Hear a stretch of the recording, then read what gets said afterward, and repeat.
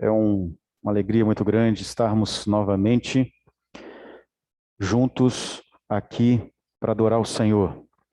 Deus, de fato, tem desejo muito grande de ser assistido por nós, em adorarmos a Ele e a estarmos juntos prestando a Ele um culto que só Ele é digno, e você é nosso convidado de estarmos juntos aqui nessa noite adorando ao Senhor.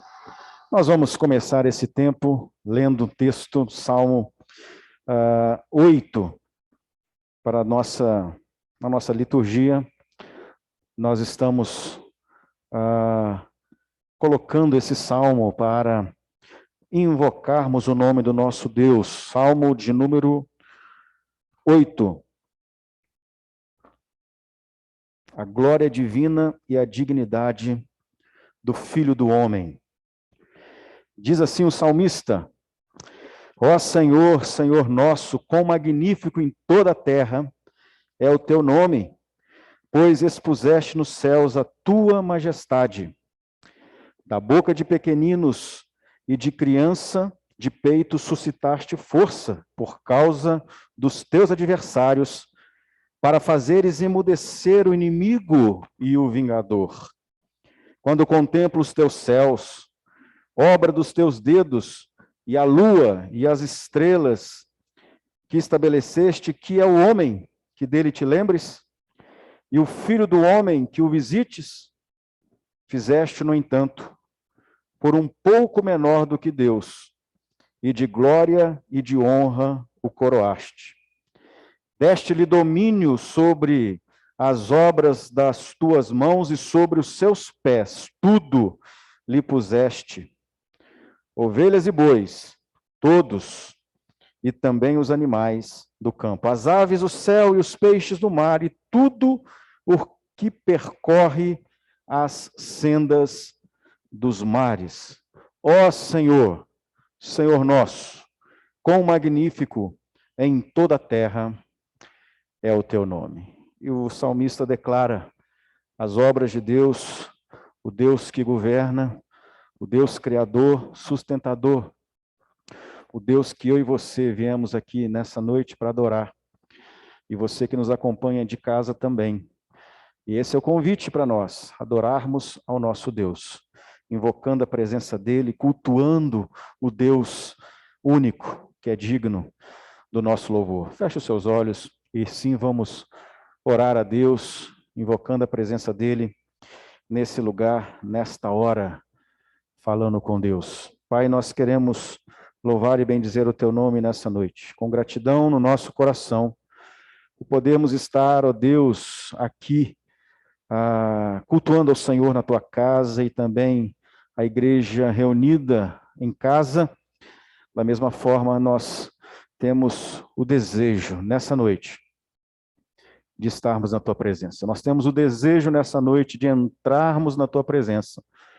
Nós temos desejo nessa noite, ó Deus, de cultuarmos ao Senhor. Portanto, Pai, fala o nosso coração nessa noite, ó Deus, e se manifeste através do teu Espírito Santo em cada vida aqui, em cada vida em casa, daqueles que nos acompanham também nas mídias sociais. Assim, que o teu nome seja glorificado, exaltado, o Deus da glória. Oramos agradecidos em nome de Jesus, o nosso Senhor e Salvador. Amém. Amém. Salmo de número 15, meus irmãos, eu te convido ainda a avançar um pouco e abrir a sua Bíblia comigo e também podermos ler a porção desse salmo para o nosso tempo de meditação, de confissão de pecados. Salmo 15 diz assim: quem, Senhor, habitará no teu tabernáculo? Quem há de morar no teu santo monte? O que vive com integridade e pratica a justiça e de coração fala a verdade.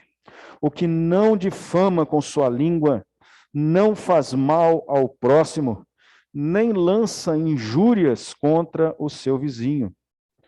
O que aos seus olhos tem por desprezível ao réprobo, ou seja, ao maldoso, ao perverso, mas honra aos que temem ao Senhor. O que jura com dano próprio e não se retrata, o que não empresta o seu dinheiro com usúria, nem aceita suborno contra o inocente. Quem deste modo procede, não será jamais abalado. Meus irmãos, nós temos aqui, nesse Salmo de Davi, verdades profundas daquele que, de fato, quer se apresentar diante de Deus com aquilo que ele chama de integridade. E é sabido, meus irmãos, que nós, muitas vezes, na nossa caminhada, na nossa jornada, no nosso dia, podemos cometer deslizes, pecados. Podemos entristecer o coração de Deus com algum destes pecados aqui citados por Davi, ou talvez outros. Mas é fato também que Deus está atento ao nosso clamor quando reconhecemos o nosso pecado e, de maneira clara, confessamos a Ele. Eu te dou essa oportunidade nessa noite, para que assim possamos orar a Deus, clamando a Ele, suplicando o seu perdão, a restauração, para que estejamos, de fato, como diz o salmista, íntegros, para adorar a Deus, para cultuar a Deus. Conforme ele diz, quem desse modo procede, não será jamais abalado. Silenciosamente, eu te convido a orar silenciosamente a Deus, clamando, colocando, consertando, se for o caso, a sua vida, para que nós tenhamos, de fato, um coração limpo, mãos limpas, e possamos cultuar a Deus da mesma forma, limpos de coração, nessa noite. Oremos silenciosamente.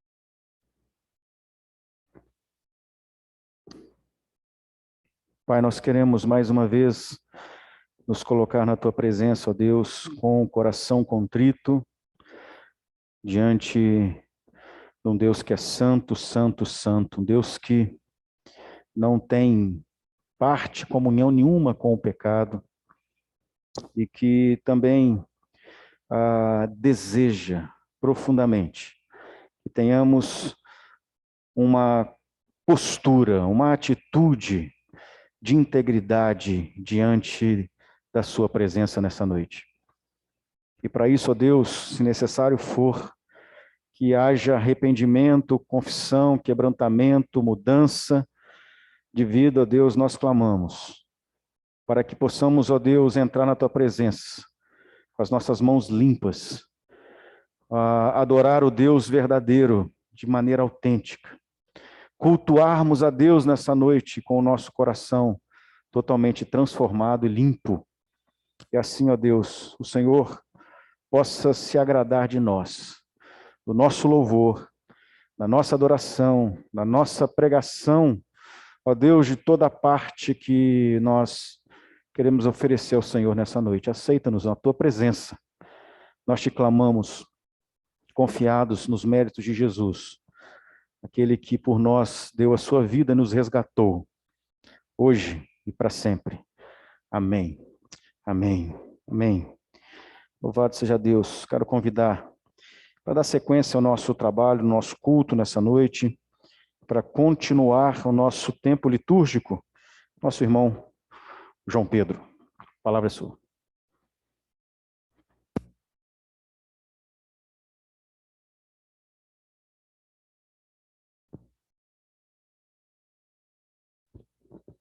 Som. Boa noite, irmãos. Graça e a paz do nosso Senhor Jesus Cristo. Muito prazer estar aqui mais uma vez diante da congregação dos santos, alegres por estar diante do nosso Deus e continuando nosso tempo litúrgico, vamos meditar no nosso lecionário da noite. Aqueles que estão acompanhando, nós estamos no tempo ordinário, o tempo em que nós meditamos sobre a missão e o papel da igreja no meio do grande drama da salvação.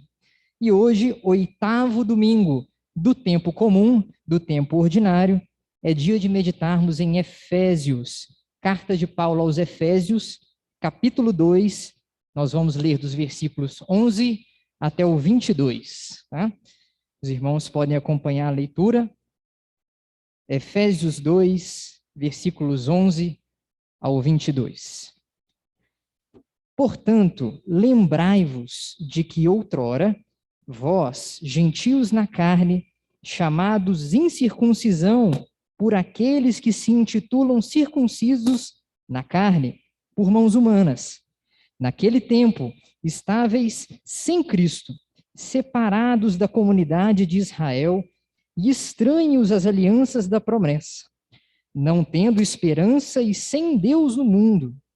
Mas agora, em Cristo Jesus, vós que antes estáveis longe, fostes aproximados pelo sangue de Cristo, porque ele é a nossa paz, o qual de ambos fez um, e tendo derribado a parede de separação que estava no meio, a inimizade, aboliu na sua carne a lei dos mandamentos na forma de ordenanças, para que dos dois criasse em si mesmo um novo homem, fazendo a paz, e reconciliasse ambos em um só corpo com Deus, por intermédio da cruz, destruindo por ela a inimizade. E vindo, evangelizou a paz a vós outros, que estáveis longe, e paz também aos que estavam perto, porque por ele ambos temos acesso ao Pai em um Espírito. Assim, já não sois estrangeiros e peregrinos, mas concidadãos dos santos, e sois da família de Deus, edificados sobre o fundamento dos apóstolos e profetas, sendo ele mesmo, Cristo Jesus, a pedra angular, no qual todo o edifício, bem ajustado, cresce para o santuário dedicado ao Senhor, no qual também vós juntamente estáis sendo edificados para a habitação de Deus no Espírito. Palavra de Deus para nós hoje, irmãos. Gente, Paulo começa endereçando sua fala a nós. Nós somos gentios. Nós nos encaixamos dentro da descrição de Paulo. E ele fala claramente que nós estávamos longe. Por quê? Porque Israel era o povo da promessa. Israel recebeu primeiramente, por meio primeiramente de Abraão, e futuramente todos os acontecimentos do Antigo Testamento, as promessas e a aliança de Deus. E Paulo não podia ser mais claro sobre a nossa condição. Nós estávamos sem esperança e sem Deus no mundo. E muitos teólogos têm voltado a frisar esse ponto da teologia nos últimos tempos. Essa inserção dos gentios na aliança. E aí Paulo vai falar sobre um mistério, né? Quando a gente ouve mistério, né, a gente pensa em ocultismo, né, a gente pensa em misticismo. Mas, na verdade, o mistério que Paulo está revelando por intermédio do Espírito, nada mais é do que uma ideia do Senhor, que é que os homens não têm acesso a ela. Então, Paulo vem, através do Espírito, dizer: vós, gentios na carne, estão sendo incluídos na aliança por meio do sangue de Jesus. E aqui nós temos uma clara progressão dos termos da aliança. Nós tínhamos somente o povo de Israel coberto pela aliança, e agora temos judeus mais gentios fazendo um só povo. E esse desenvolvimento traz a ideia de que nós estamos vivendo uma grande história. Então, notem que os gentios não pediram para serem inseridos na aliança. A gente não fez nenhum plano, a gente não tramou, a gente não estruturou nada para ser colocado na aliança. A única causa que Paulo coloca para a inserção dos gentios na aliança é o sangue de Cristo. Ou seja, quem está guiando o roteiro dessa grande história é o próprio Senhor. E se isso tudo é uma grande história, nós temos que lembrar, como a gente falou na EBD hoje mais cedo, que nós estamos inseridos nela com um papel.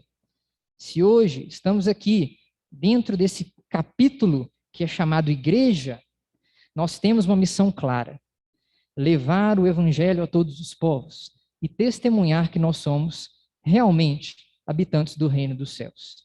Que assim seja, irmãos, que essa seja a marca da igreja hoje, que uniu judeus e gentios numa só cidade. Reino de Deus, cidade dos santos. Louvemos ao Senhor agora com essa certeza no coração.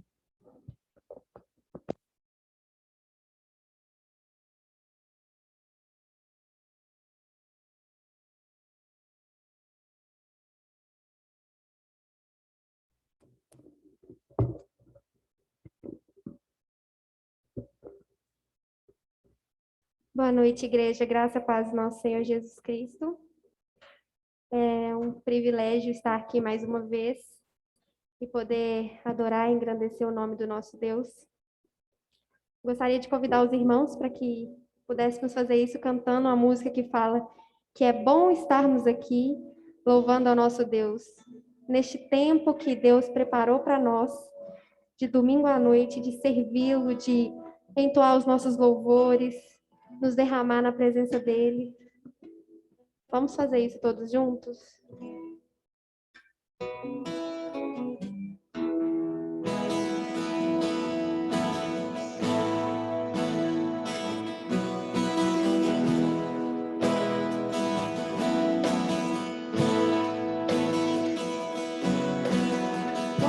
Estamos aqui louvando a Deus,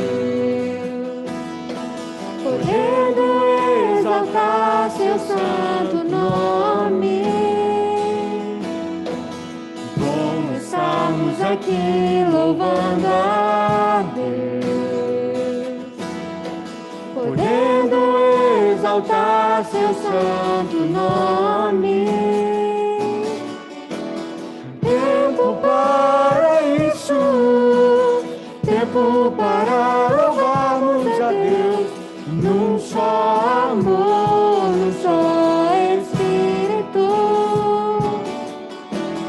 Tempo para isso, tempo para louvarmos a Deus, num só amor, num só Espírito.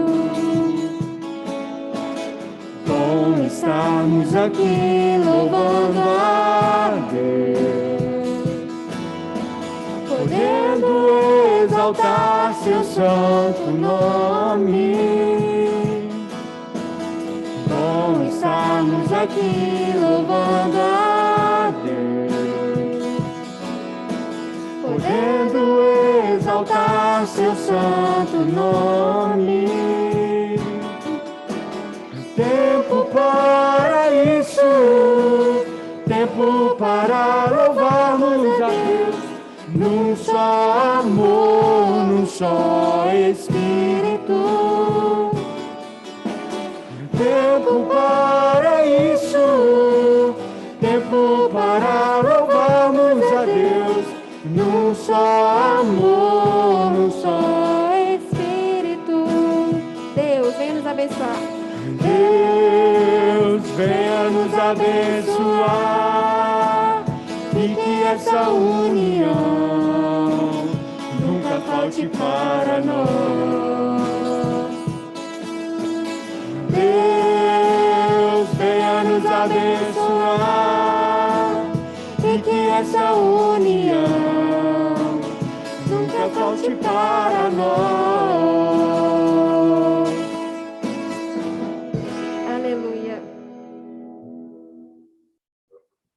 Irmãos, a palavra do Senhor diz, em 1 Coríntios, versículo 18, certamente a palavra da cruz é loucura para os que se perdem, mas para nós que somos salvos é poder de Deus.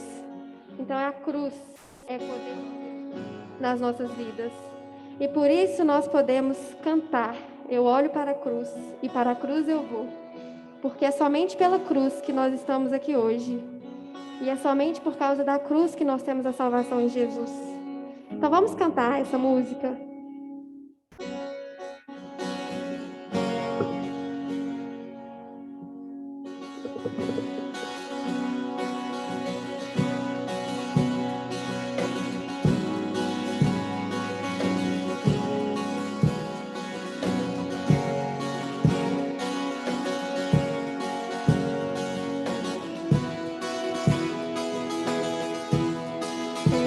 vou para a cruz,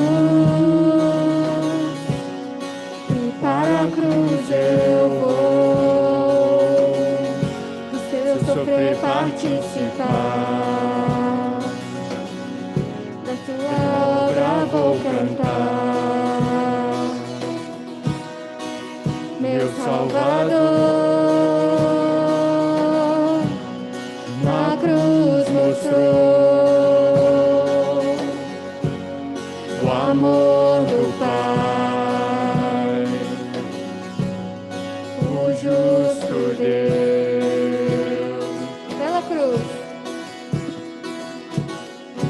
pela cruz me chamou, gentilmente me atraiu e eu, sem palavras, me aproximo, quebrantado por seu amor.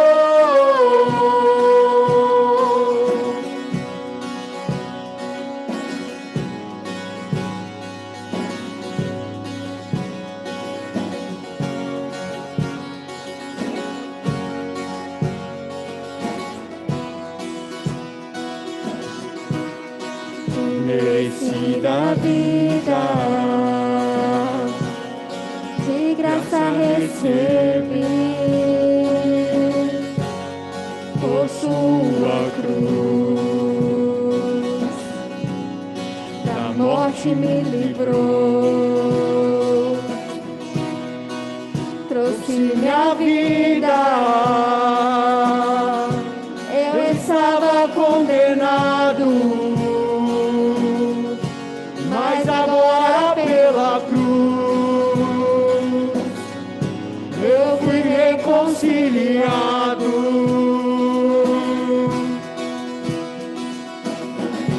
Pela cruz me chamou, gentilmente me atraiu e eu, sem palavras, me aproximo, quebrantado por seu amor.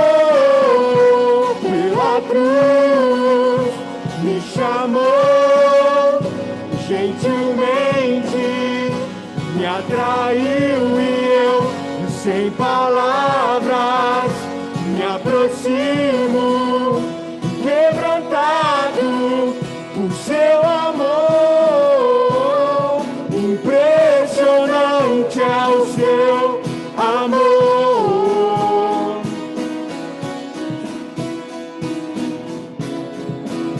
Me redimiu e me mostrou o quanto é fiel. Impressionante é o seu amor.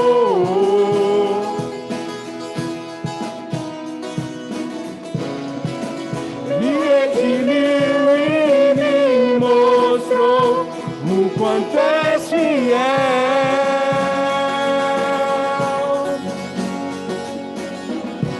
Pela cruz me chamou, gentilmente me atraiu e eu, sem palavras, me aproximo, quebrantado por seu amor.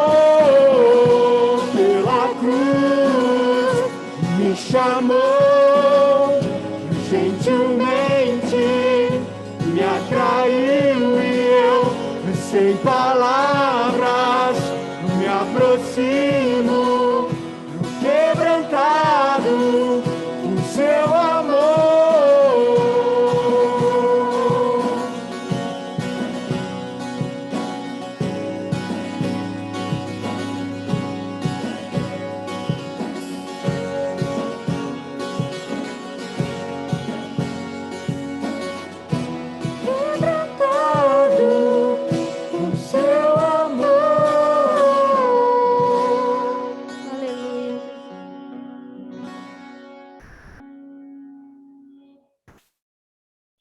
Continuamos, vamos cantar agora que Ele é majestoso, que Ele é poderoso, Ele é o Deus que tudo vê, que nós temos intimidade com esse Deus e por isso nós podemos cantar essa música.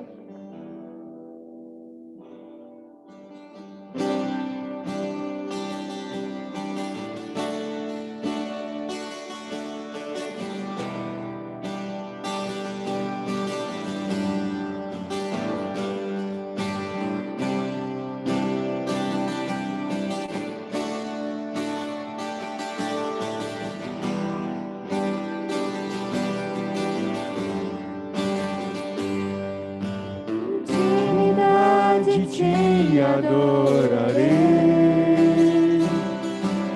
Com meus lábios o teu nome exaltarei. minha vida entreguei em tuas mãos, eis-me aqui.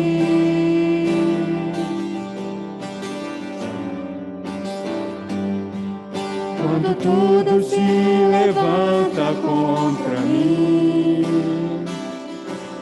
e os meus olhos não enxergam teus caminhos, tua destra sempre está a me guiar, guia-me. Majestoso,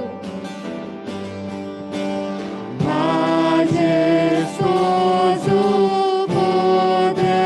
poderoso, és o Deus que tudo vê, o Deus forte, tudo pode, és o que venceu a morte.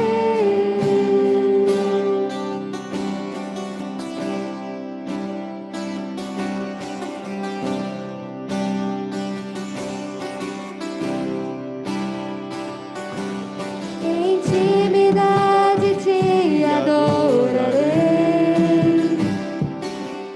Com meus lábios o teu nome exaltarei.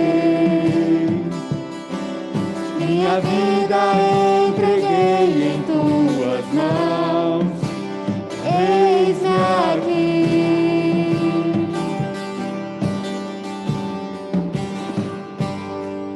Quando tudo se levanta contra mim, e meus olhos não enxergam teus caminhos, tua destra sempre está a me guiar, guia-me, guia-me.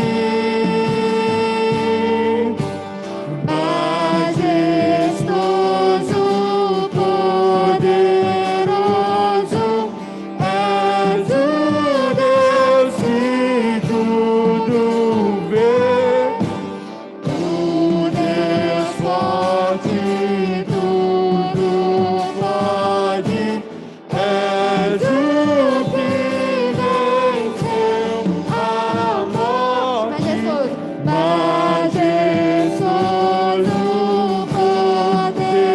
poderoso, és o Deus que tudo vê, o Deus forte, tudo pode, és o que venceu a morte.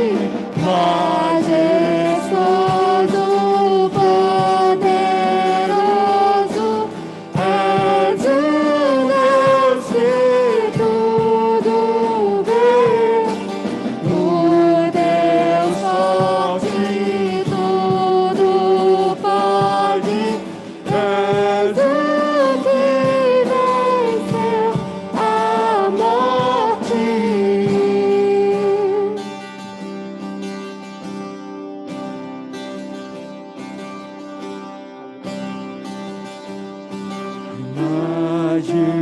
Majestoso, poderoso, és o Deus que tudo vê, o Deus forte, tudo pode,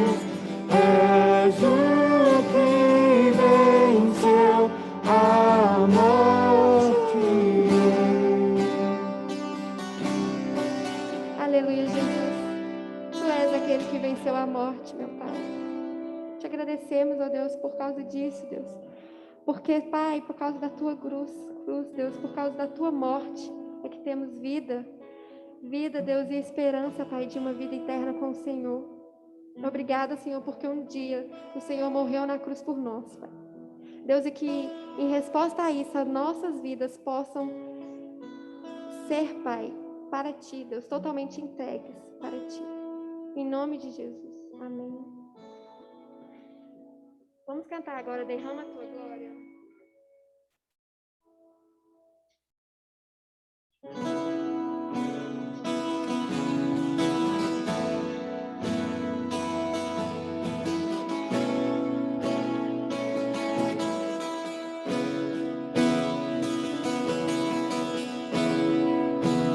Meu maior prazer estar em tua presença,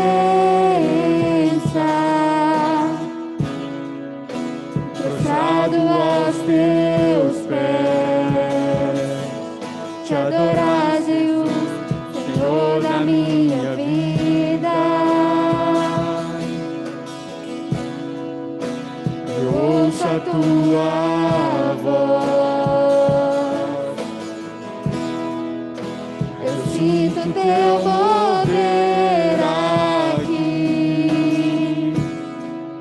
Quero mais de ti, Senhor, do teu poder, a tua unção. Eu ergo as minhas mãos e canto. Derrama a tua glória, derrama a tua Shekinah, Senhor. Inunda o meu ser nos rios deste amor. Derrama a tua glória. Derrama a tua glória.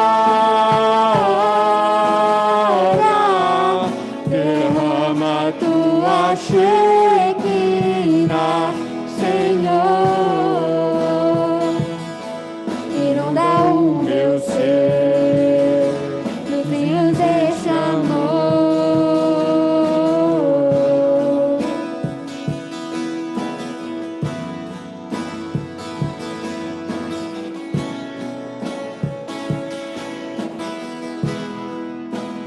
Meu maior prazer estar em tua presença,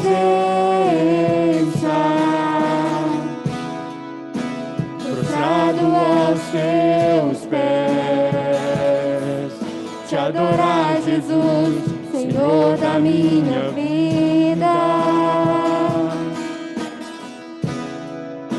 Eu ouço a tua voz, eu sinto teu mover aqui. Quero mais de ti, Senhor, do teu poder, da tua unção. Eu ergo as minhas mãos e clamo. Derrama a tua glória,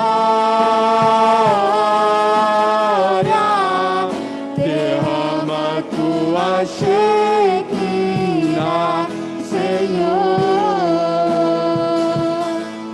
Inunda o meu ser nos rios deste amor.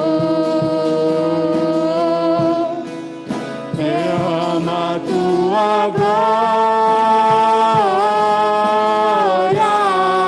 derrama a tua Shekinah, Senhor.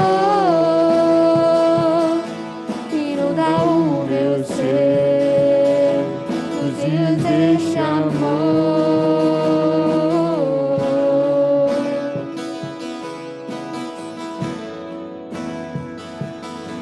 Senhor, esse é o desejo do nosso coração.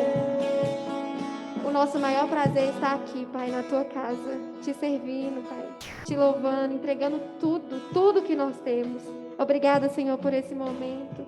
Momento que o Senhor permitiu, Pai, que estivéssemos aqui, abrindo os nossos corações, as nossas vozes, ó Pai. Te exaltando, Pai, te glorificando.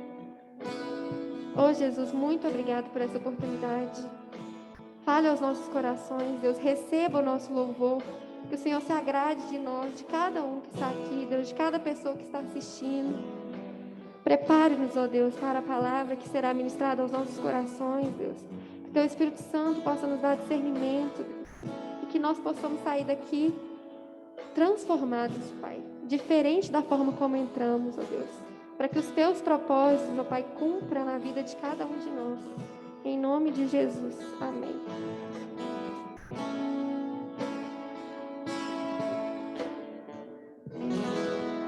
Vamos cantar agora com as nossas crianças?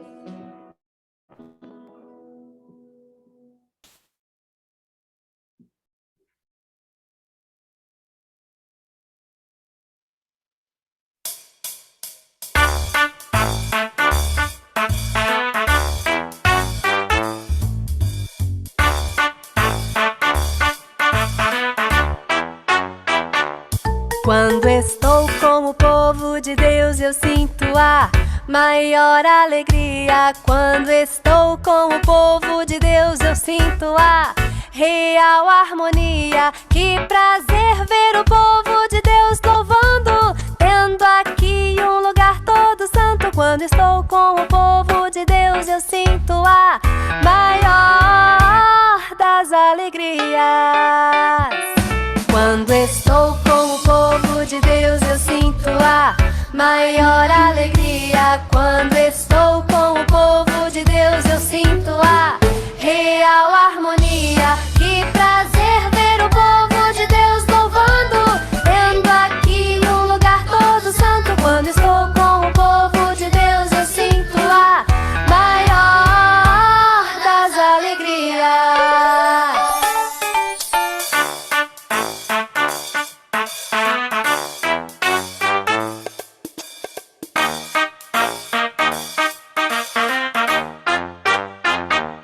Quando estou com o povo de Deus, eu sinto a maior alegria. Quando estou com o povo de Deus, eu sinto a real harmonia. Que prazer ver o povo de Deus louvando, tendo aqui um lugar todo santo. Quando estou com o povo de Deus, eu sinto a maior das alegrias.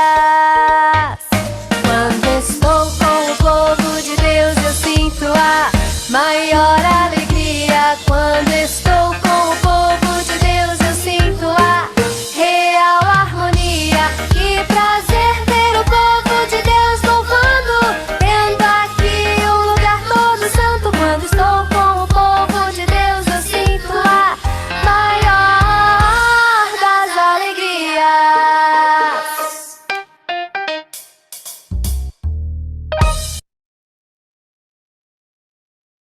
Amém. Vamos orar então, agradecendo a Deus pela vida das nossas crianças. Pai, louvamos o Teu nome e por cada criança que o Senhor, ó Deus, tem dado à nossa igreja e que cada uma delas, ó Deus, possam continuar recebendo a Tua palavra, seja cantada, seja pregada, sustentando, ó Deus, todos os trabalhos da UCP, da UPJ, ó Deus, em prol das nossas crianças. Guardas, ó Deus, abençoa e continue, ó Deus, regando a água viva nos seus corações, para que toda palavra semeada cresça, desenvolva e dê frutos para a Tua glória na vida das nossas crianças, em nome de Jesus. Amém. Amém. Alegria muito grande estarmos novamente nos nossos cultos presenciais e é sempre uma alegria ter a igreja, né? Hoje temos várias pessoas aqui, a Gil ali, Maria Clara, o Tiagão lá também, Karina, enfim, muita gente, fora o pessoal do louvor que você vê toda semana. E nós temos um visitante, o Marcos, não é isso? Marcos Vinícius. Marcos Vinícius, é uma alegria tê-lo aqui conosco e recebê-lo aqui enche o nosso coração de alegria, né? Foi você que me mandou o WhatsApp? Perguntando se estava aberta a igreja? Ah, então joia. Que bom, alegria muito grande. É um prazer recebê-lo. Estou com seu endereço, seu contato. Nós vamos fazer contato e poder conversar com você um pouco mais, né? Você é da segunda igreja presbiteriana de Caeté. Caeté, que bom, que alegria. Deus abençoe a sua vida. Nos dá muita alegria tê-lo aqui conosco. Fale o seu coração de maneira poderosa, né? Amém. Que bom. Igreja, nós vamos, sem mais delongas, partir para a nossa mensagem nessa noite. E retomando, né, o nosso tema que estamos pregando aqui na igreja, de maneira expositiva, em Samuel. Então, já falamos todo o primeiro livro de Samuel, e agora nós estamos no segundo livro de Samuel, e hoje finalizando o capítulo 12. Né? Então, Estherzinha, atenta aí para a mensagem. Ela anota toda a minha mensagem aqui da história de Davi, né? Então, nós vamos finalizar aí, capítulo 12. Ficou aí uma pequena perícope aí, para poder fechar esse capítulo, que tem a ver, né, com, desde o capítulo 11 ali, quando, então, o general de Joabe estava combatendo os sírios, estava combatendo os amonitas, e eles recuaram parte da guerra, e nesse interim, nós passamos aí também pelo adultério de Davi, pelo assassinato de Davi a Urias, e ainda finalizando esse processo em que Deus ali, portanto, perdoou Davi e houve consequências. Nós falamos sobre isso 4 domingos passados, né, anteriores. Nós encontramos aí o finalzinho desta história, desse reino, desse povo, né, dos amonitas aí, e é isso que nós vamos falar nessa noite. Portanto, abra sua Bíblia em 2 Samuel, capítulo 12, a partir do verso 26 até o verso de número 31. Você que nos acompanha também no Instagram da Igreja Presbiteriana Buritis é muito bem-vindo aqui conosco. Deus abençoe a sua vida também. 2 Samuel, capítulo 12, a partir do verso de número 26. Encontramos assim a palavra do Senhor, e eu queria falar sobre a cidade das águas é de Davi, uma honra digna de um rei restaurado. Entretanto, pelejou Joabe contra Rabá, dos filhos de Amon, e tomou a cidade real. Então mandou Joabe mensageiros a Davi e disse: pelejei contra Rabá, e tomei a cidade das águas. Ajunta, pois, agora o resto do povo, e cerca a cidade, e toma, para não suceder que, tomando eu, se aclame sobre ela o meu nome. Reuniu, pois, Davi a todo o povo, e marchou para Rabá, e pelejou contra ela, e a tomou. Tirou a coroa da cabeça do seu rei. O peso da coroa era de 1 talento de ouro, e havia nela pedras preciosas, e foi posta na cabeça de Davi. E da cidade levou muito grande despojo. Trazendo o povo o que havia nela, fê-lo passar a serras, e a picaretas, e a machados de ferro, e em fornos de tijolos, e assim fez a todas as cidades dos filhos de Amon.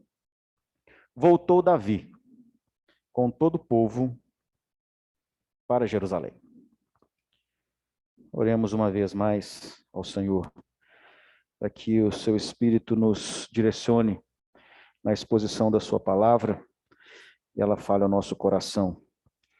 Toma nossas vidas, ó Deus, mais uma vez nas tuas mãos, e que possamos assim, Pai, meditarmos na tua santa e bendita palavra e sermos edificados nela nessa noite. Fala conosco, os nossos irmãos, meus amigos, que nos ouvem, e que assim, ó Deus, sejamos edificados pelo Senhor, confrontados pela tua palavra, a termos uma vida que realmente agrade ao Senhor em toda a esfera. Abençoe-nos, portanto, ó Deus, nós suplicamos a intervenção do Espírito Santo do Senhor sobre a minha vida, em nome de Jesus. Amém.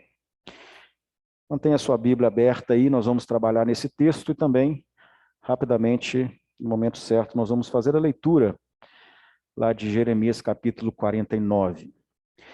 A cidade das águas é de Davi, e esta honra foi dada a ele pelo seu general Joabe, uma honra digna de um rei, como nós vimos que foi restaurado. Finaliza o capítulo, ou melhor, ainda no capítulo 12, antes nós vimos ali a situação da morte do filho de Davi e Batseba, e logo em seguida Deus deu a ele mais um filho, Salomão. E então Deus fez a aliança, restaurou novamente Davi diante da confissão do seu pecado, quando ele escreve o Salmo 51 e o Salmo 32, e então agora ele está dentro de um contexto ainda de guerra, que o seu reino está pelejando. Quando você abre lá em 2 Samuel, no capítulo 11, verso 1, você vê isso. Decorrido um ano do tempo em que os reis costumavam sair para a guerra, enviou Davi a Joabe. Nesse período todo de guerra, de um ano e tanto, depois mais todo o processo do adultério, do nascimento da criança que veio a falecer, todo esse processo, Davi estava ainda recolhido no seu palácio, em Jerusalém. Com toda certeza, aqui nós vamos ver o registro do fim desse povo amonita, em que se dá grandes histórias, como nós já vimos aí, narrados nos capítulos 10, 11 e agora finalizando o 12. Com quase toda certeza, o cerco de Rabá, que era a capital, portanto, dos amonitas, terminou durante o período em que começamos aí o capítulo 11 de 2 Samuel.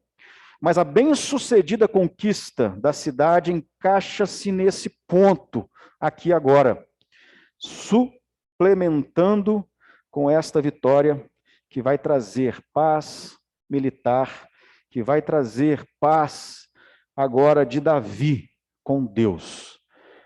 Fecha-se uma história, fecha-se um capítulo, muda-se completamente a partir daqui a história do rei Davi.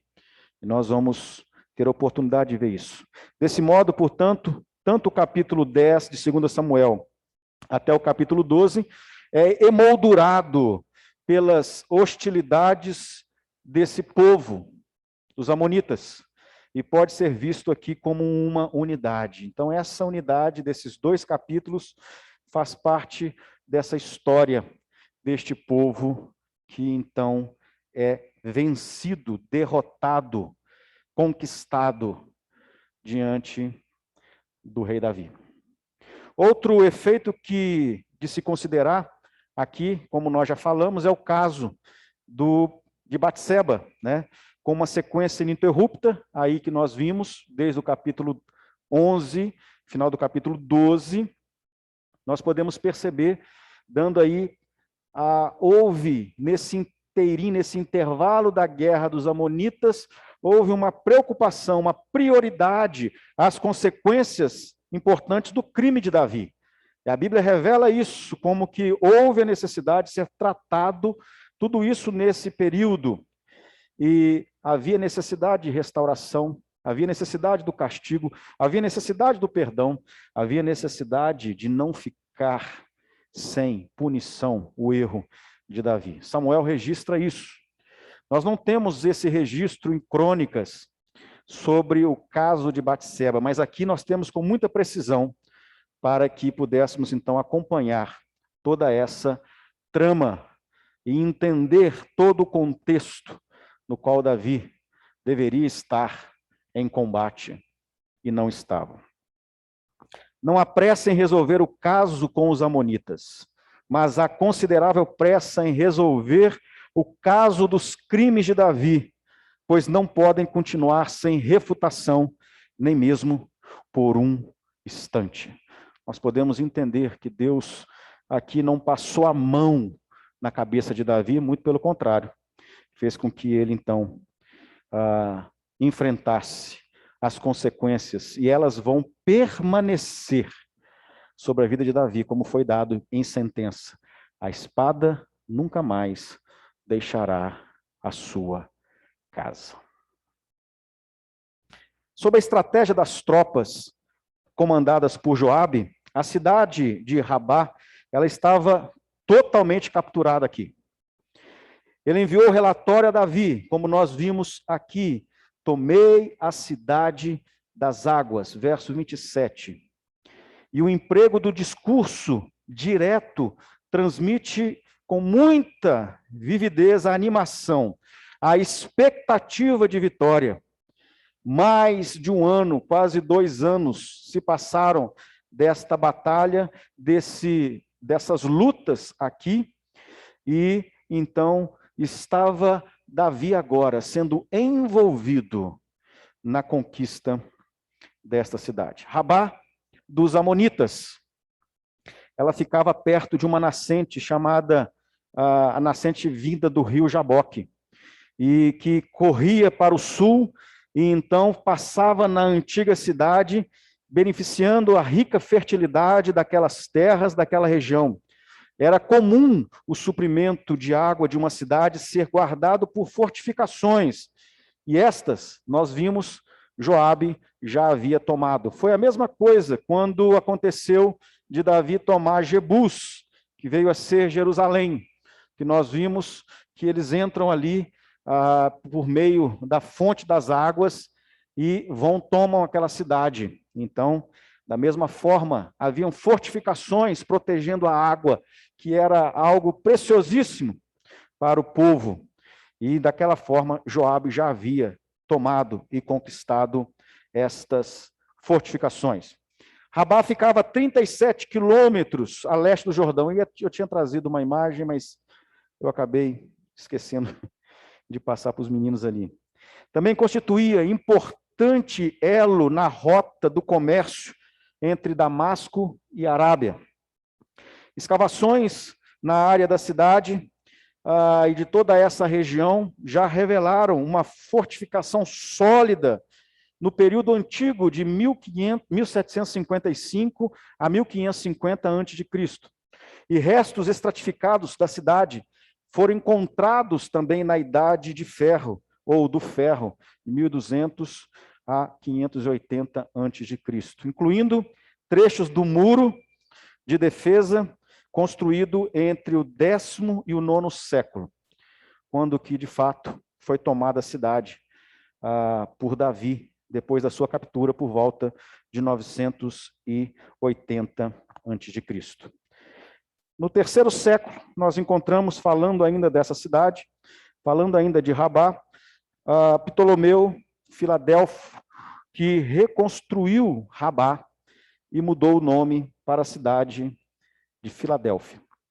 E a partir daí, essa cidade foi incluída entre as 10 cidades, gregas da Decápolis. Então, quando você vê lá Filadélfia, lá em Decápolis, você tem que saber que nós estamos falando de Rabá, dessa cidade que foi totalmente conquistada. A honra pertence aos que se arrependem, levantam das quedas por amor do seu chamado, da sua missão. A honra aqui, então, é dada a Davi, como sendo aquele que deveria ocupar lugar de honra nessa conquista dessa cidade. Davi vem de uma restauração profunda do seu pecado contra Urias, contra Deus e sabia que precisava seguir em frente e construir alianças e novamente cumprir todas elas, alianças essas feitas em suas gerações por amor a Jeová. Davi, então, está dentro, novamente, de toda a estratégia de Deus para o surgimento do Filho de Deus, o Cristo. Em primeiro lugar, nós queremos falar aos irmãos que a cidadela, que seria a última área a cair, incluiria o palácio. E Joabe, por lealdade, queria que fosse Davi a honra de capturar a cidade e seu rei. Então, Joabe trata aqui, nesse cenário, a partir de agora, dessa tomada, desse palácio, do último reduto aqui dos amonitas, para que então ele pudesse restaurar a sua honra novamente ao capturar a cidade e o seu rei. Mariana Moreno, ela fala o seguinte, uma frase: não queira colher os frutos de honra e glória por ações que não partiram de você. Esta foi, de fato, o entendimento, este é o entendimento de Joabe. Joabe poderia receber todo o crédito. Joabe poderia chegar em Jerusalém sendo ovacionado pelo povo. Muito semelhante era a história de Davi e Saul, quando Davi saía para as guerras, e então o povo gritava, e o povo clamava. Saul matou seus milhares, Davi matou seus 10 milhares, e ao ouvir isso, o coração de Saul se encheu de ódio por Davi. Joabe poderia querer para si esta glória, mas ele entende a função dele como general, e entende a função de Davi como rei, e entende o que é honra. E dessa forma, ele então dá a Davi toda essa honra. Palavra para a gente frisar, honra, nessa noite. Tendo recebido reforços, como nos diz o texto, ele manda mensagem, diz que foi tomada a cidade das águas, pede para Davi vir, Davi vem com reforços, o exército de Davi completou o que Joabe já havia terminado. Verso 29, reuniu, pois, Davi a todo o povo, marchou para Rabá, pelejou contra ela e a tomou. Ele faz um movimento final em torno desta guerra, desta conquista, desta cidade, deste povo. Ele faz isso. Davi, então, completa aquilo que Joabe já havia tratado. Tendo Davi aqui, no verso 29, como o sujeito, né? O versículo 29 nos fala sobre isso, repete aquilo que o versículo 26 havia atribuído a Joabe. O verso 26 diz, então pelejou Joabe contra Rabá, dos filhos de Amon, tomou a cidade real. Agora aqui o sujeito deixa de ser Joabe, e a ênfase é sobre Davi. E no verso 29, nós podemos perceber ele recebendo aqui, portanto, esta glória, esta honra. Foi uma conquista marcante, avaliada aqui em termos da riqueza de Davi, como um grande tesouro, pois aquele povo era um povo extremamente rico. Diz o texto que os grandes despojos foram repartidos, grande riqueza foi levada para Jerusalém. Um didático escritor fez uma lista fúnebre das honras que o cego povo de Israel atribuiu ao seu rei, muito esperado. E eu estou falando de Jesus. E dentro desta lista fúnebre, nós encontramos alguns elementos importantes que foram atribuídos a Jesus e que também fala de honra. Eles lhe deram um cortejo de honra, do qual legionários romanos, sacerdotes judeus, homens e mulheres participaram. Ele mesmo carregou sua cruz. Este é o triunfo com o qual o mundo premia aquele que vem para vencer os piores inimigos do homem. Gritos de escárnio são as únicas aclamações que ele recebe. A provocação cruel, o único hino de louvor que lhe entoa. Esta é a honra do cortejo que foi dado ao Filho de Deus, pelos judeus, pelos romanos, pelos sacerdotes, por homens e mulheres que então não entenderam a sua missão. A segunda honra que nós encontramos é que eles presentearam com vinho, o vinho da honra, em vez de uma taça de ouro, de um bom vinho, ofereceram um estonteante projeto de morte criminosa, o qual ele recusou, porque iria preservar um incúlume gosto da morte. E mais tarde, quando ele gritou, tenho sede, deram-lhe vinagre misturado com fel. Passado em sua boca, com aquela esponja toda nojenta. Que hostilidade miserável e detestável para o filho do rei. Davi, ao contrário, meus irmãos, dessas honras que foram dadas a Jesus, tomou posse da cidade das águas e foi honrado por seu general. Davi agora recebe honra de dominar uma cidade. Davi recebe valores expressos a ele na sua realeza, valores esses que não foram dados ao Cristo, valores esses que não foi dado àquele que é a fonte da água viva, mas Davi recebeu aqui méritos de ser o conquistador de uma cidade fortemente dominada pela incredulidade, pela idolatria, pela maldade. Em segundo lugar, nós podemos ver aqui o ato de a coroa ser transferida da cabeça do rei amonita para de Davi. Simbolizava a transferência do poder sobre Amon para o rei de Israel. E esta situação registrada aqui para nós em 2 Samuel, ela é importante. Deus elimina do meio do povo a idolatria cruel que os amonitas cultuavam.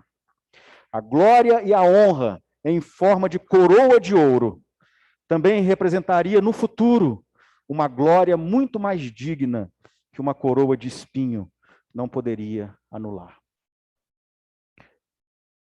A mesma situação dessa coroa também Cristo recebeu, humilde, naquele momento terrível. Não foi lhe dada a glória, mas ele recebeu toda a glória do Pai nos céus. O peso daquela coroa chama a atenção. Se você prestar atenção, quando ele retirou, verso 30, tirou a coroa da cabeça do seu rei, com um peso de um talento. E aqui nós sabemos que um talento de ouro, ele varia de 30 a 35 quilos. Então você imagina que a coroa daquele rei, ela tinha aproximadamente de 30 a 35 quilos. Os melhores comentários falam em 34 quilos. Mais pedras preciosas. Então é como se ele tivesse na sua cabeça 7 sacos de arroz, né? Imagina todo o esplendor, toda a glória, toda a honra de você ter na sua cabeça 35 quilos desse metal precioso. Haja pescoço, né? Para suportar isso. Assim foi, então, o que aconteceu, né?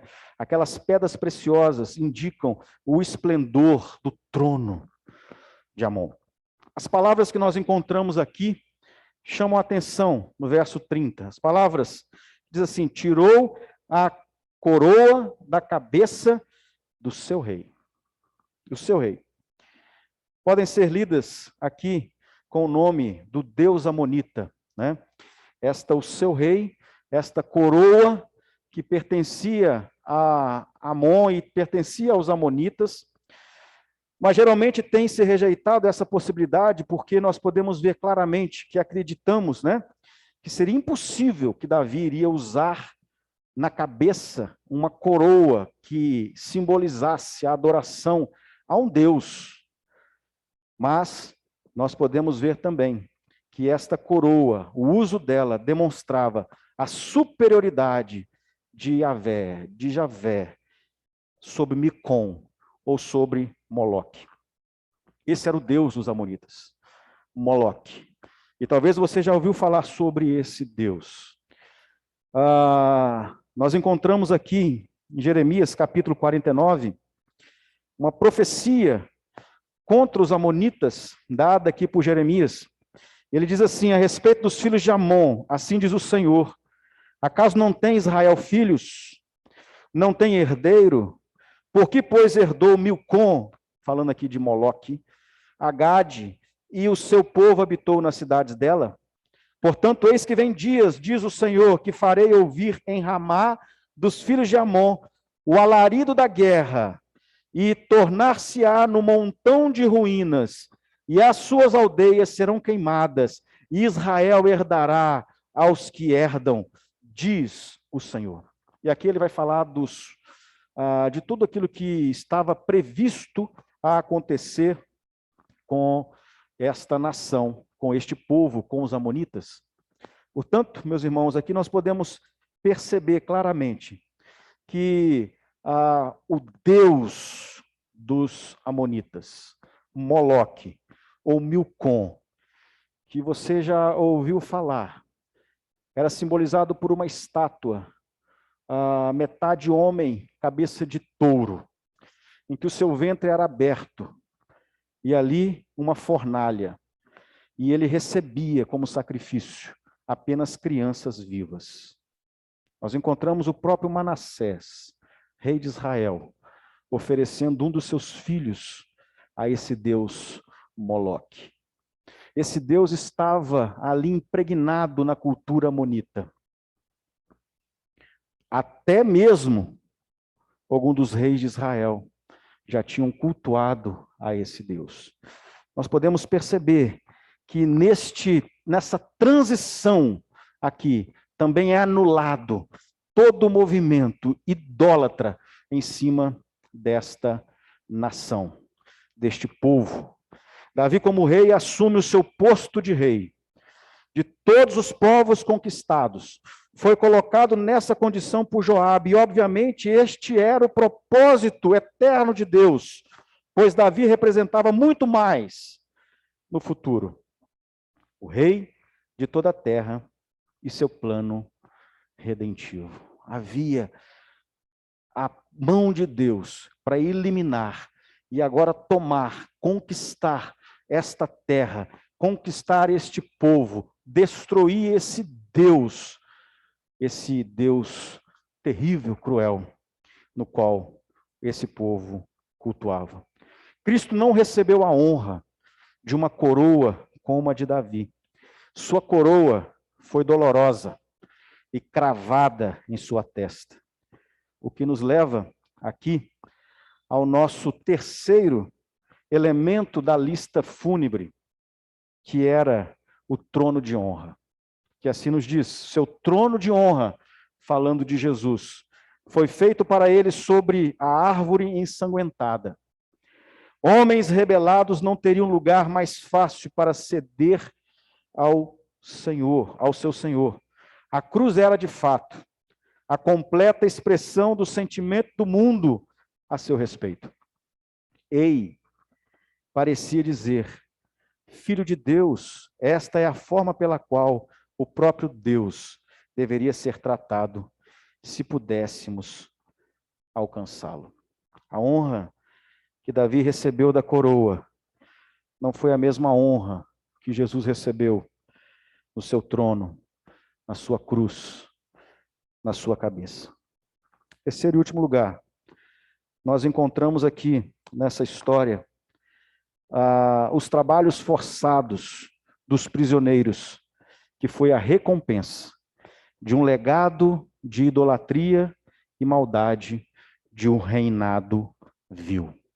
Nós encontramos aqui, finalizando aqui esse texto, que aquelas pessoas, depois que Davi conquista, depois que Davi recebe a coroa, depois que Davi, então, elimina a adoração a Moloque, a Milcom, ele, então, agora pega todos os despojos, tudo vem para ele, e da cidade levou muito grande despojo, trazendo o povo que havia nela, fê-lo passar as serras, e a picaretas, e a machados de ferro, e em fornos de tijolos, e assim fez a todas as cidades dos filhos de Amon.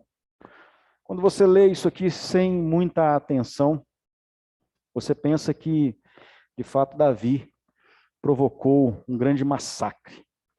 Que Davi aqui torturou todas as pessoas, fazendo-os passar a serra, a machados, né, a picaretas. Parece que é uma cena, né, de um filme de horror aqui.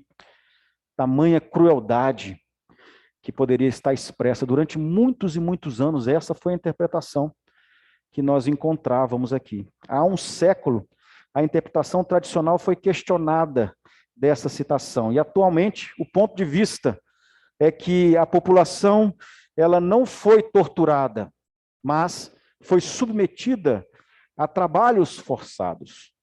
Como se costumava imaginar, e pôs essas serras, e pôs aí talhadeiras de ferro, machados de ferro, fez passar por fornos de tijolos.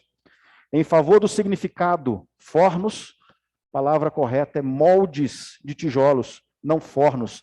A expressão fê-lo passar, isto é, fez o povo passar por. Então, deve ser geral aceito que esse texto fala de trabalhos forçados e não de torturas.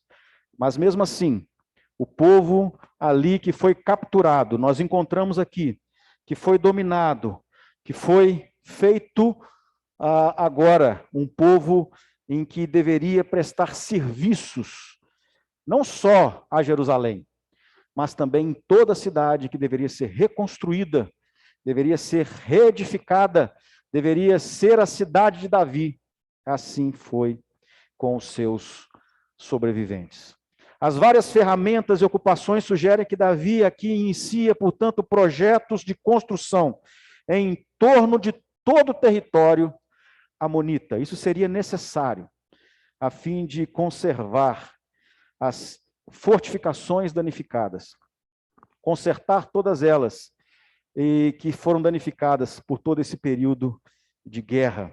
E assim Davi poderia alojar as suas guarnições, que avançando, dominando territórios. Davi, então, teria aqui nas suas fortificações. Fortificações essas que nós vimos que temos até registros encontrados em séculos e séculos depois. Tudo isso mostrando a conquista, o poder, a honra, a glória de Davi nesse episódio.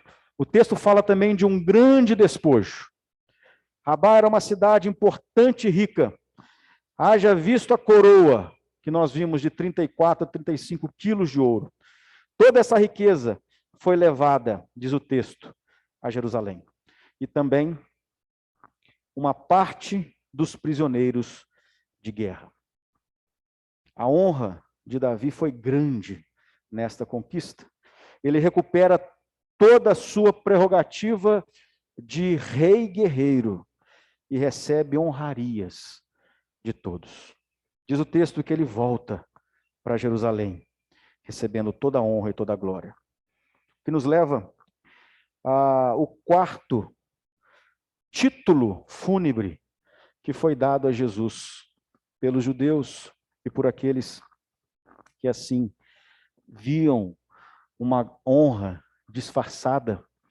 Eles então declaram que Jesus recebeu também o título de honra, que foi nominalmente Rei dos Judeus. Mas a nação cega distintamente o repudiou e, na verdade, o chamou de Rei dos Ladrões, preferindo Barrabás, e colocando Jesus no lugar da mais alta vergonha entre dois ladrões.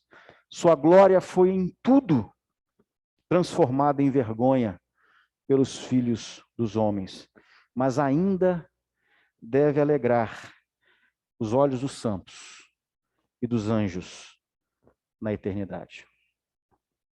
Davi encerra esse episódio de sua história com os amonitas, como foi registrado. E volta Davi, o rei, e todo o povo para Jerusalém.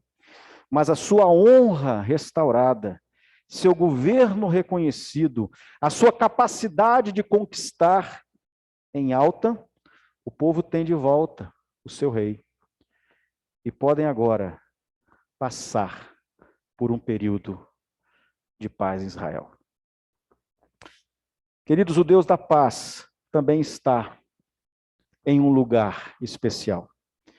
Um lugar de glória à destra de Deus e reina pela eternidade. Glória a Deus por isso.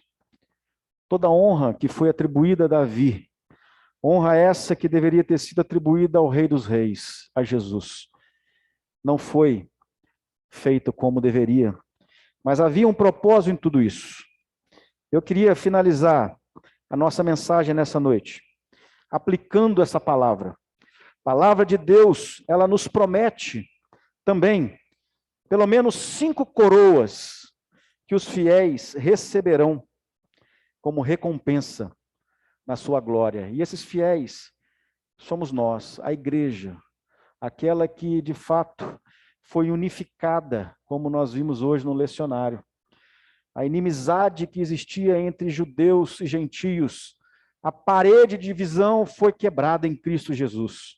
E agora, da mesma forma, nós temos a promessa de receber coroas, honras, reconhecimento diante de Deus. E a primeira recompensa aqui que nós queremos falar, a primeira coroa incorruptível, ou coroa dos vencedores, está lá em 1 Coríntios, no capítulo 9, verso 25 a 27, que diz assim: todo atleta em tudo se domina, aquele para alcançar uma coroa corruptível, nós, porém, incorruptível.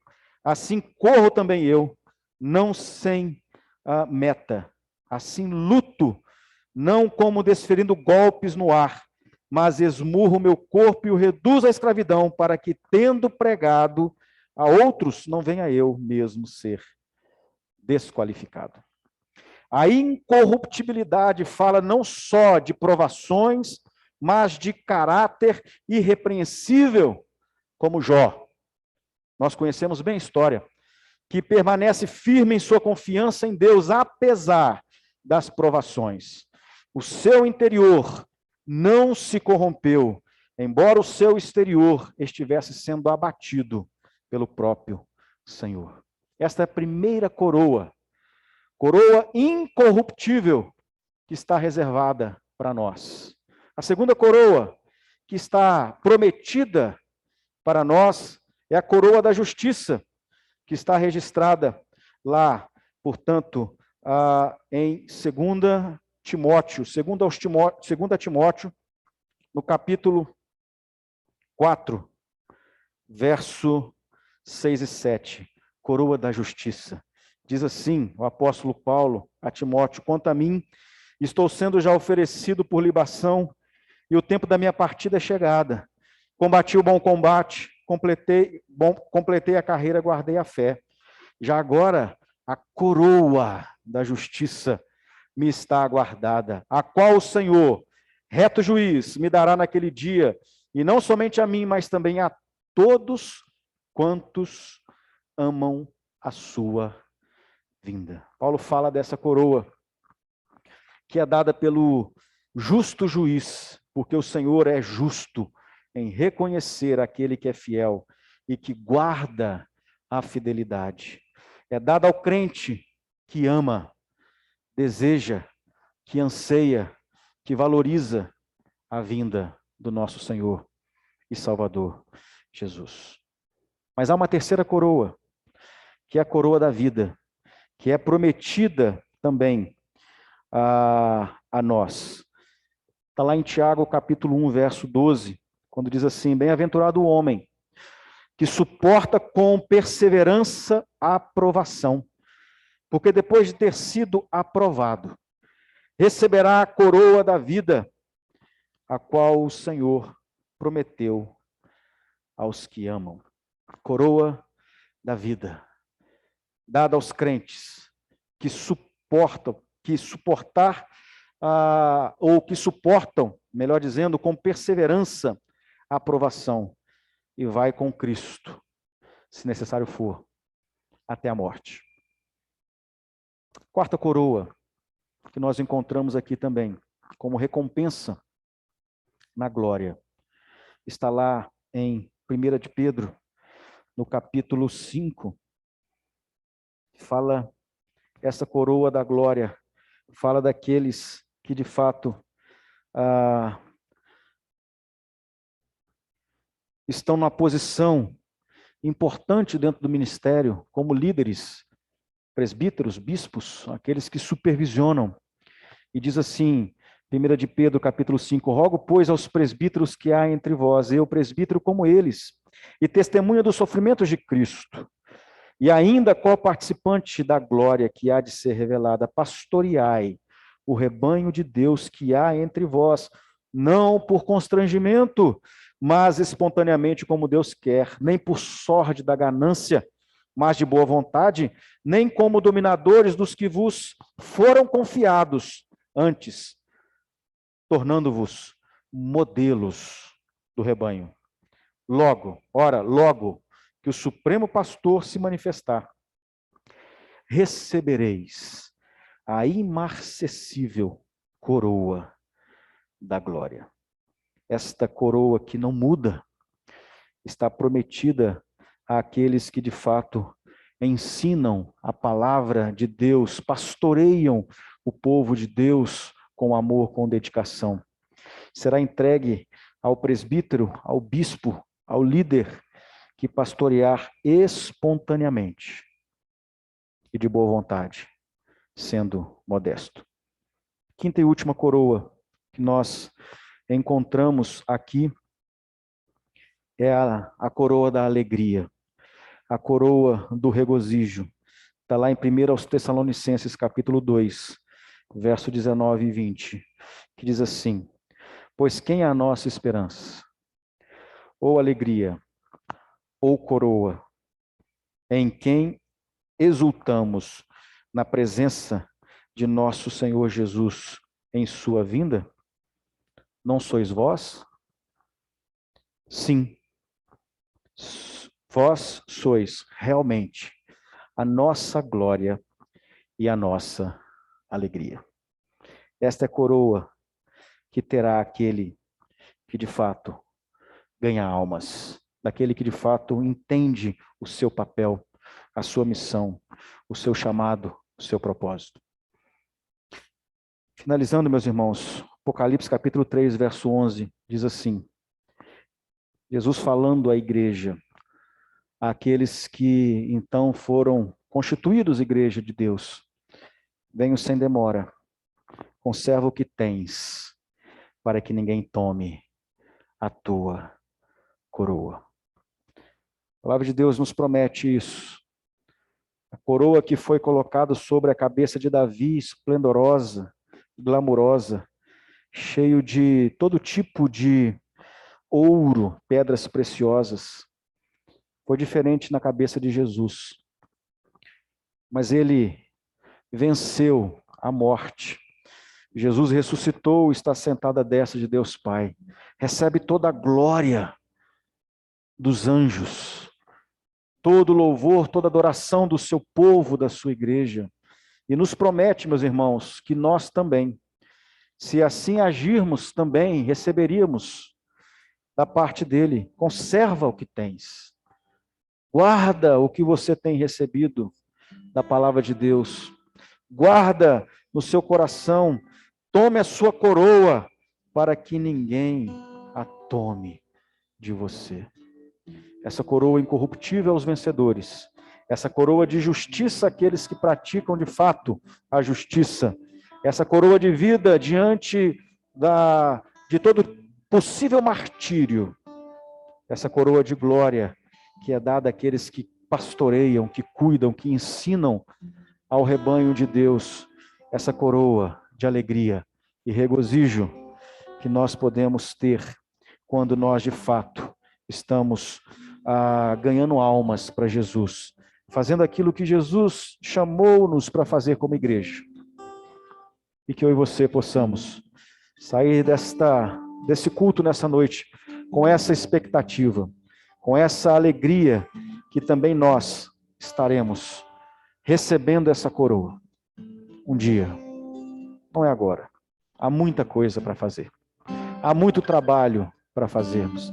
Há muita coisa para nós honrarmos a Deus, diferente daqueles que honraram na sua morte, no seu sofrimento, no seu martírio. Nós temos a oportunidade de honrarmos a Deus como igreja do Senhor, como filhos amados, como aqueles pelos quais reconhece o valor daquilo que Cristo fez por mim e por você na cruz do Calvário. Feche os seus olhos, abaixe a sua cabeça e assim vamos orar. Enquanto ali ouvimos ainda o instrumento, você também possa pensar sobre aquilo que está prometido a nós. Essa coroa, essa honraria que foi dada à igreja, ao povo de Deus, aqueles que permanecem, como diz o texto no início, de maneira irrepreensível, aqueles que andam em retidão diante do Senhor, aqueles que conservam a sua integridade, a igreja imaculada, que passa por todo tipo de luta, de angústia, de dificuldade, permanece firme, seguindo o seu mestre, seguindo o seu rei, seguindo o seu líder, fazendo aquilo que ele exige de mim e de você.